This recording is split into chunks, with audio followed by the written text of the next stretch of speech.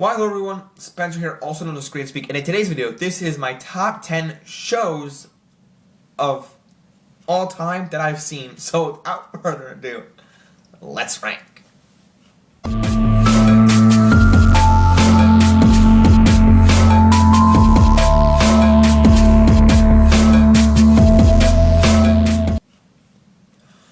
Alrighty guys, so as I said, this is more or less a top 10 shows that I've seen list, and if you want to say of all time, I can say of all time, but I don't really know what does of all time mean, like, of the history, like, my list is better, because this is just my list, it's just my opinion, it's subjective, so these are the top 10 shows that I have seen.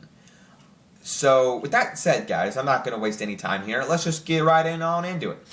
Top 10, number 10, is a show that has, wow, I really enjoyed, but number 10 is Good Omens. This is a show for me that I really like. Got introduced to me. I saw I think it was like 2019, 2020, the pandemic. And I saw these advertisements for Good Omens on Prime, and I was like, that looks cool. Love David Tennant. Who's that other guy with him? So I started watching it, and I got introduced to it. My friend was like, you gotta watch this show. Watched it. 2 seasons have happened. It was gonna be a third based upon like there's a second season that was bridging the 2 seasons, the season that was bridging like these 2 books, and the third season got developed into like a 90-minute movie. So the show hasn't finished yet. It's gonna be like a 90-minute movie, but the fact that I'm including here, it was so good that the show hasn't finished yet, but it's gonna finish like with a 90-minute movie. So it's 2 seasons in a movie, and it's like, okay, so it's not an honorable mention, but it's number 10 because I really love this show so much. The acting, it's on Prime. It's such a great Prime show. And I have my issues with Prime now because they're embedding ads when you're a Prime member. So stupid Prime. Get your act together. Anyway, so it comes in here at number 10. Number 9 is a show that I love. And now this show is a spin-off, is a prequel spin-off show. It's called House of the Dragon. This show has made me want to go and binge all of Game of Thrones. Yes, that's what it really wants me to make. That's what it really makes me want to do. Matt Smith is a treasure in this show, and I just love it all around. Millie Alcott, who's like the young girl in it when it starts out, and then there's the Risa Fons is in it. The redhead girl from Ready Player One is in it. I love this show, guys. The time jumps are great. Like, you watch Acolyte and you go, whoa, whoa. What this show does things great, does the time span great. So I love it a lot. I love the dragons. I love the story. I love the set design. This show is great.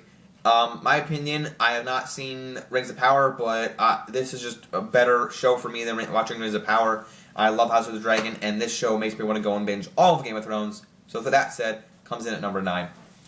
Number 8 is Shrinking, and if you're not watching Shrinking, get up, come on, stand up with me, stand up, walk out, stop watching this video, go watch Shrinking, then come back. You need to watch this show. If you're not, this is a real life, if you guys have watched sitcoms, think of Full House, think of the show as like Full House without the laugh track, like real life therapist sessions. You will rethink your life afterwards. You will see things, you will live emotions that you've never lived before. It's incredible. Like Harrison Ford and Jason Segel together, then adding the creator who is Roy Kent, Brett Goldstein in season 2, even better. And all these characters are like, you can relate with them. You can go, I don't like you in this moment, and then another moment you're like, I love you now. It's just amazing.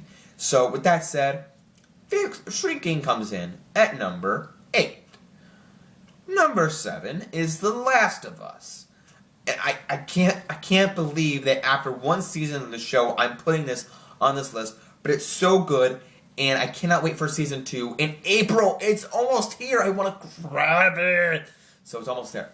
So I cannot wait for this. I love the theme song. It's basically the same thing from the video game, but I just love it. I love listening to the theme song. It's in my playlist, and it's like, it's just so solemn, and it's like, it's so good. It's like, anyway, I don't know what else. I just love the Infected storyline. It's like 28 days and weeks later type of thing with the infected zombies, and It looks so good. The creature design, like they like use practical effects for it, looks so good that I love it a lot. And just The Last of Us, man. I can't wait for the bonkers story they're gonna have in season 2 with all these crazy cast. They got a crazy cast. So that said, The Last of Us comes in at number 7.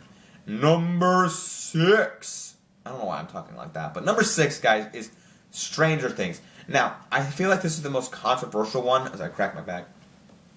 But people go, "Oh, Stranger Things is overrated," and I go, "Yeah, a little bit." But for me, it's one of these shows that I didn't watch it first, and then I watched it. I went, "That's so sick." And season 4 was even better. Like season 2 was okay, and I feel like it's one of the things though. I still feel like there's some like this not nostalgia, but some coolness factor there. And then in season 3, it was like, "Whoa, that was even better than last time." Season 4 was like, "Whoa, where did you come from?" Season 4, and now they're doing something different with season 5. I keep hearing rumors, don't know if it's accurate, but each episode is like 2 hours. It's gonna be incredible. We don't know. I don't know if that's real. I keep hearing like lots of like from Maya Hawke, like it's gonna happen. It's happening. 2 hours every episode. It's like okay if you say so. So I can't wait because like the last episode of season 4 was like 2 hours and 30 minutes, like a full length movie, and it's like whoa. So I can't wait for this. But Stranger Things is a great show, and I just love the eerie, creepy stuff and like spooky. And I can't wait for this cast to share the final season.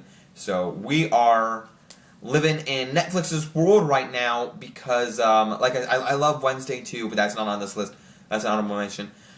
Stranger Things is great, finishing its series next year. You know what else is finishing its series next year, also on Netflix with its final season, is Cobra Kai. This is gonna make me cry. I grew up, Stranger Things was one that I didn't start watching right away.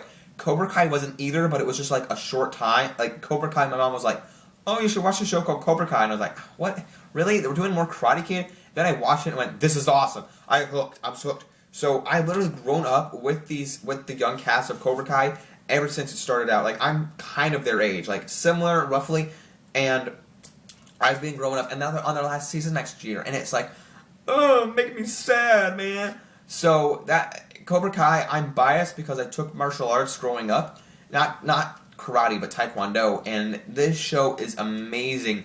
I say amazing, but it's so off the walls, like what they're like.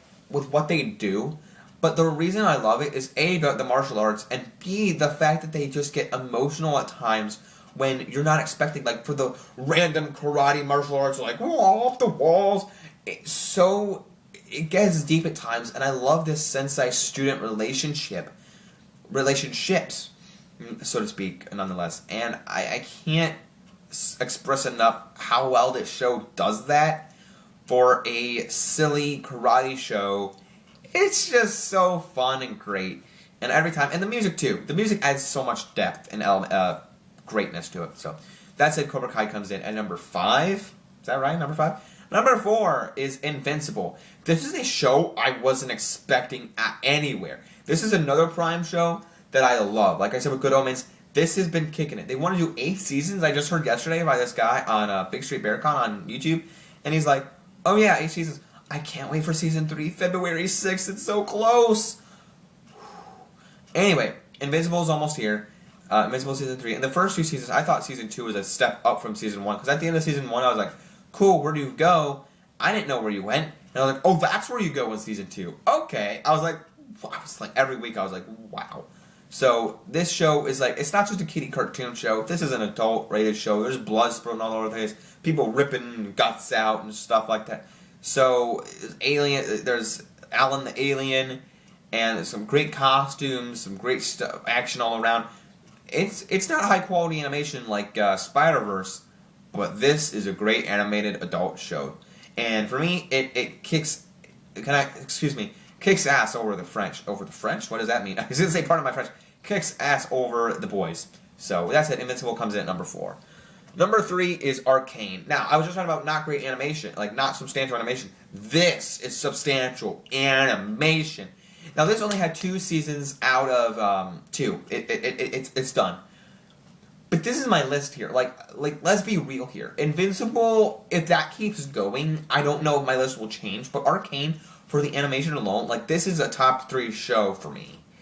And it's like, you know, like I said, if Invincible could overtake Arcane, but I don't know right now because season 3 is not up. Invincible is not out yet, and also Arcane is just, I love the character Jinx. Is it wrong that I want to be in a relationship with Jinx for the stuff she's done? For, I don't know, her character looks really cool, and for that she's a cartoon character. But if she was real, I'm like, okay, come on. Nah, I'm just kidding. I'm making stuff up. But anyway, I like Jinx's, her character, her outfit design, her hair. It's like, ooh. But anyway, maybe that says something about me. I like girls with dyed hair. Anyway, stop. Just Arcane story is like, it kind of is deep a little bit, like not as deep as like Cobra Kai. Well, maybe, but Arcane just has very impactful moments, and I feel like season 2 just developed on that. And it's obviously based off a video game, but sometimes it doesn't feel like it is. It just feels like its own original concept and story. So something I love about it too is that from that point of view, I just love all the characters here, the relationships, and what they did with season 2 was a great. I didn't know what they were gonna do really, and I was like, oh wow, like just all over the place. And Haley Steinfeld, the voice acting, Haley Steinfeld and Ella Purnell are great in this show. So with that said, Arcane comes in at number 3.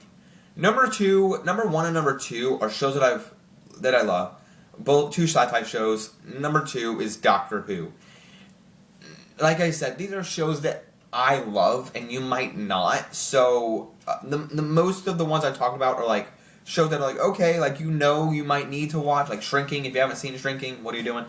Doctor Who is one that I've grown up with, and I will never stop loving. And I literally watched the new Christmas special that came out last year. I made a short about it. It's fine. Like, I feel like people are mad because they're like, Doctor Who's on Disney Plus. They've Disneyfied Doctor Who. I'm like, okay, guys, you really need to stop being mad. It's like, you know what Star Wars is about? Like kid friendly, like A New Hope, right? And now you're like, they've Disneyfied Star Wars. Yeah, okay, yeah. Or Acolyte was bad, but Skeleton Crew's kind of fun. Like what Star Wars should be.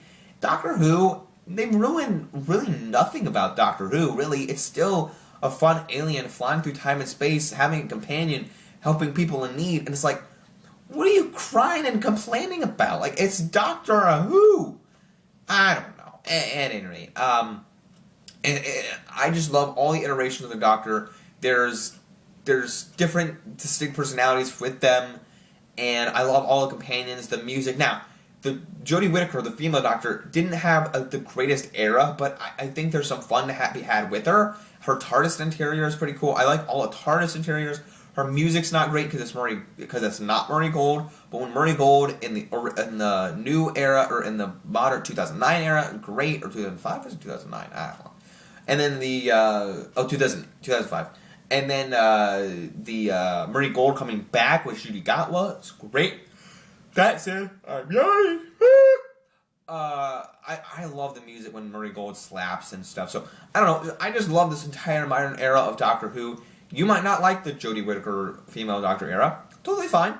You might not like the new Doctor. Totally fine. But if you're one of those people, don't comment and say, well, I just hate watching Doctor Who. Don't hate watch Doctor Who. Don't hate watch anything. I can't stand it when people like The Acolyte or Skeleton Crew. I hate watching the new episode of Skeleton Crew. I'm like, why?